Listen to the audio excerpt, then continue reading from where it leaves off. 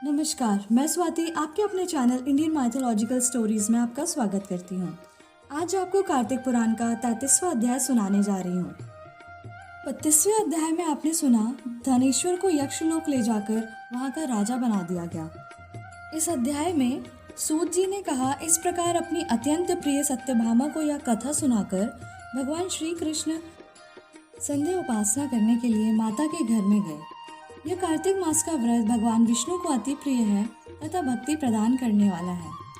रात्रि जागरण, प्रातःकाल का स्नान, तुलसी वट सिंचन, उद्यापन, दीपदान, यह 5 कर्म भगवान विष्णु को प्रसन्न करने वाले हैं, इसलिए इनका पालन अवश्य करना चाहिए। ऋषि बोले, भगवान विष्णु को प्रिय अधिक फल की प्राप्ति कराने वाले, शरीर के प्रत्येक अंग को प्रसन्न करने वाले कार्तिक महात्मा आपने हमें बताया।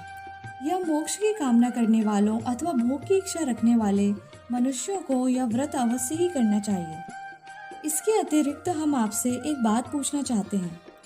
यदि कार्तिक मास का व्रत करने वाला मनुष्य किसी संकट में फंस जाए या किसी वन में हो या व्रती किसी रोग से ग्रस्त हो जाए तो उस मनुष्य को कार्तिक व्रत को किस प्रकार करना चाहिए?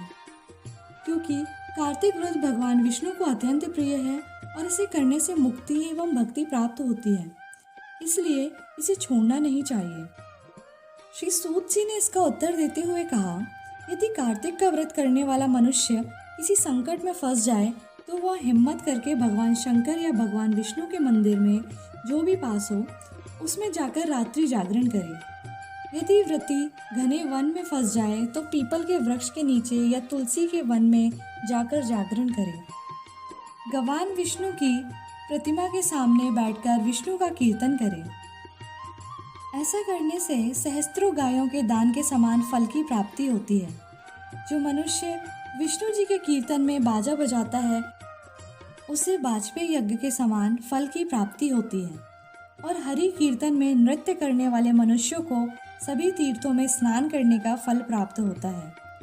किसी संकट के समय या रोगी हो जाने और जल ना मिल पाने की स्थिति में केवल भगवान विष्णु के नाम मात्र से मार्जन ही कर लें। यदि उद्यापन ना कर सकें तो व्रत की पूर्ति के लिए केवल ब्राह्मणों के प्रसन्न होने के कारण विष्णु जी प्रसन्न रहते हैं। यदि मनुष्य दीपदान करने में असमर्थ हो तो दूसरे की दीप की वायु आदि से भली भांति रक्षा करें। यदि तुलसी का पौधा समीप ना हो, सूत जी बोले, प्राचीन काल में भगवान शिव तथा माता पार्वती विहार कर रहे थे।